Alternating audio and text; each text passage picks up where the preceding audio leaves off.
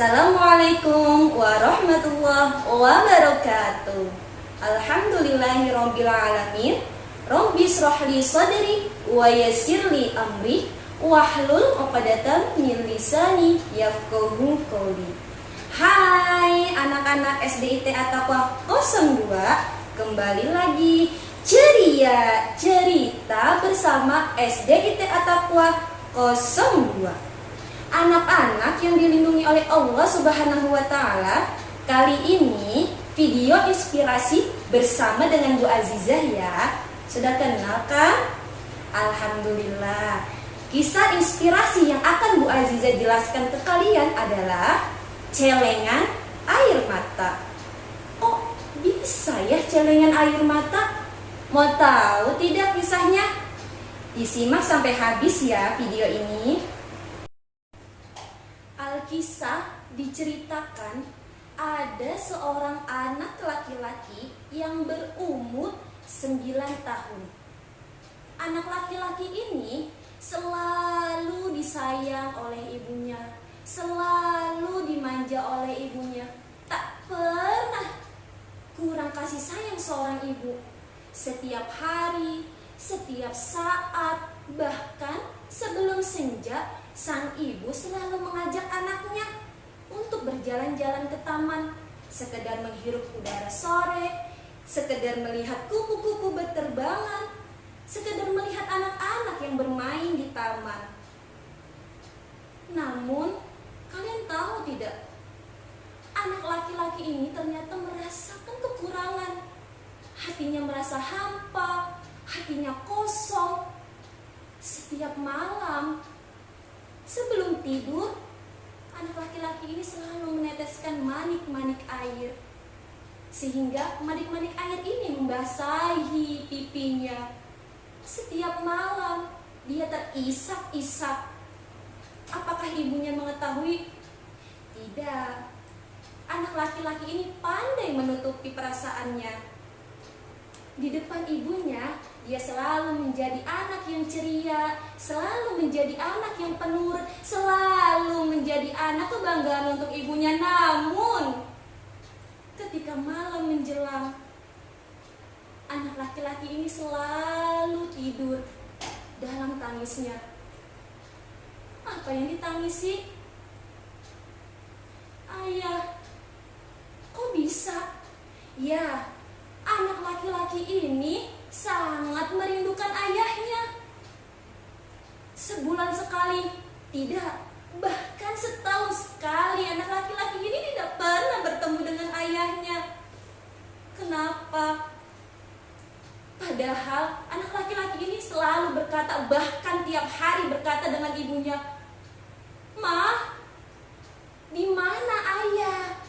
Kenapa ayah tidak pulang? Kenapa di saat hari ulang tahunku ayah pun tidak datang?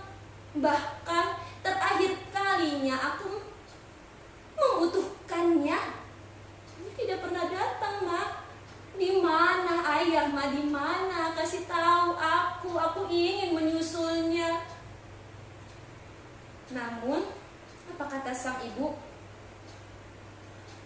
Ibu tersebut mengelus puncak kepala anak laki-lakinya sambil berkata, "Anak mama yang ganteng dan soleh, ingat ya, kalau kamu rindu dengan ayah, kalau kamu ingin sekali bertemu dengan ayah, gelar sajadahmu, sholat, lalu berdoa kepada Allah. Minta kepada Allah dimanapun ayahmu berada, selalu diberi kesehatan, selalu diberi kemudahan oleh Allah. Di saat kamu, Nak, ingin sekali memeluk ayahmu, kamu cukup membayangkan wajah ayahmu saja. Kamu pandangi potretnya. Insya Allah, Allah akan kirimkan rasa rindumu itu kepada ayahmu, Nak." Lalu anak laki-laki itu menuruti perintah ibunya. Dia selalu berdoa, selalu meminta kepada Allah sang ayah. Nah, hati anak tersebut pun menjadi tentram, damai, tenang. Suatu ketika, suatu musibah terjadi. Anak laki-laki ini tidak sengaja melihat ibunya menangis di dalam kamarnya. Apakah anak ini menghampiri ibunya? Ternyata tidak, sayang. Anak ini hanya melihat sang ibu di balik daun pintu. Daun pintu yang setengah terbuka. Ia mendengar perkataan sang ibu. Ibunya berkata, "Wahai suamiku, lihatlah betapa rindu anak laki-laki kita. Ia sangat merindukanmu. Doakanlah semoga kelak ia menjadi sepertimu. Laki-laki yang bertanggung jawab, tidak melupakan Tuhannya dan tidak melupakan keluarganya." Anak laki-laki itu melihat sang ibu, nanar matanya, wajahnya yang ia lihat ceria. Tapi ternyata sang ibu sama dengan dirinya, selalu menangis di dalam kamar.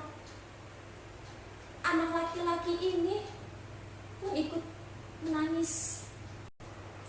Anak-anak sejak melihat ibunya menangis terseduh-seduh di dalam kamarnya, anak laki-laki itu bertekad, berkata di dalam dirinya, "Mulai hari ini aku harus membahagiakan ibuku. Mulai hari ini aku harus menjaga ibuku. Mulai hari ini aku harus membuat ibuku bangga kepadaku.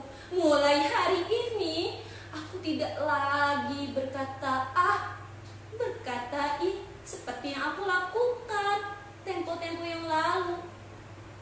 Aku pernah mengatakan, 'Ih, Mama, kenapa sih selalu menyuruhku makan, padahal aku masih kenyang? Ih, Mama, kenapa sih selalu menyuruh aku tidur, padahal aku belum mengantuk? Aku sebel sama Mama, kenapa Mama selalu melarang ini, melarang itu, padahal kan aku suka melakukannya.' Dan mulai hari ini tidak lagi ada kata yang terucap dari mulutku untuk berkata ah, berkata ih ke ibuku. Aku kembali lagi ke kamarku. Di dalam kamar yang sunyi, aku melihat langit-langit kamarku. Aku melihat dinding-dinding kamarku. Aku melihat tempat tidurku. Semua seisi kamarku aku melihatnya. Tapi nyatanya aku masih saja merindukan ayah. Aku masih saja ingin ayah di dekatku. Ya Allah, sekali saja berikanlah ayah kepadaku. Berapapun harga rupiahnya, aku akan menabung. Masa ayah kembali? Tapi ayah tidak pernah kembali. Ya Allah, aku selalu memohon kepadamu untuk kesehatan ayahku, seperti yang ibu ajarkan, seperti yang mama ajarkan. Tapi aku hanyalah anak kecil, ya Allah, yang membutuhkan kasih sayang orang tua yang lengkap. Aku iri dengan teman-temanku yang setiap sore selalu di taman. Mereka menggandeng kedua tangan orang tua mereka. Tangan kiri untuk ayah, tangan kanan untuk mama. Tapi aku, tangan kiri dan tangan kananku selalu dipegangnya oleh mama seorang.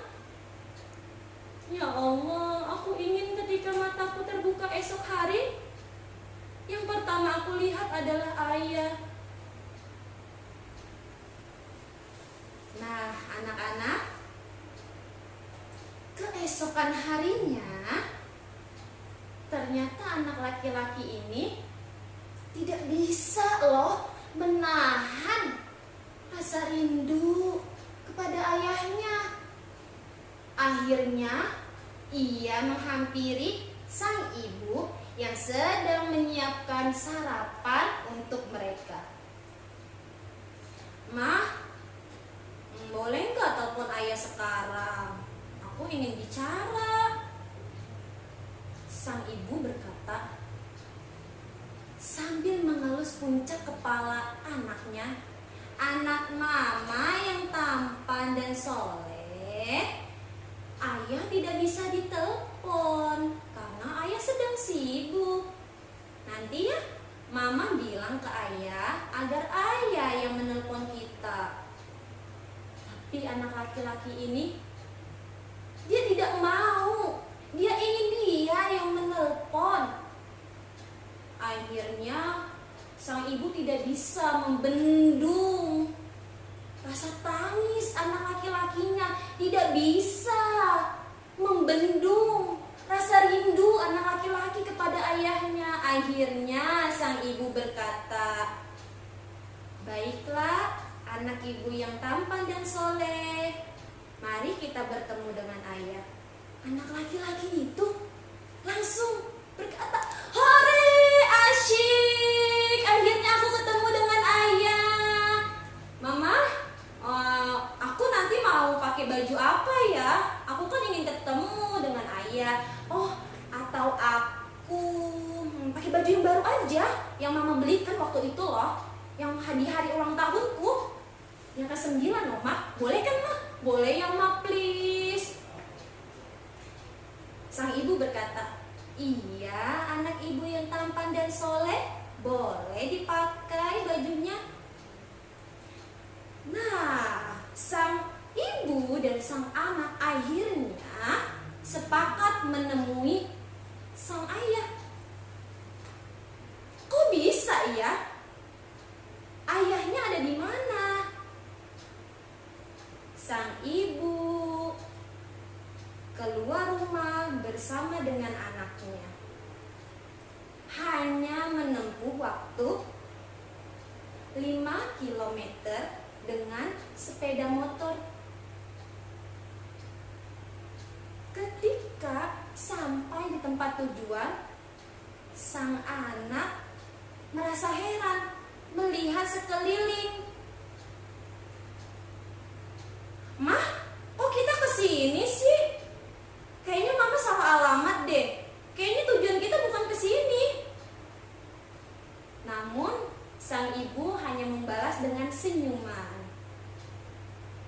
Tapi anak laki-laki ini terus saja yakin kalau mamanya salah jalan. "Mama, ayo kita putar balik. Bukan di sini loh tempatnya. Aku takut di sini. Masa ayahnya adanya di sini sih?" Sang ibu berkata, "Sabar ya anak mama yang tampan dan soleh." Sang ibu mengajak anaknya turun dari sepeda motor, menggandeng anaknya. "Nak, ini adalah ayahmu." Lalu anak laki-laki itu terheran-heran dengan ucapan sang ibu. Anak laki-laki itu tidak berkata sepatah kata pun. Dia hanya memandangi batu nisan yang ada di hadapannya. Dia memeluk batu nisan itu. Dia melihat nama yang sama dengan nama ayahnya. Pandangi tulisan itu. "Ayah, ayah bangun. Ayah, kenapa ayah meninggal? Kenapa?"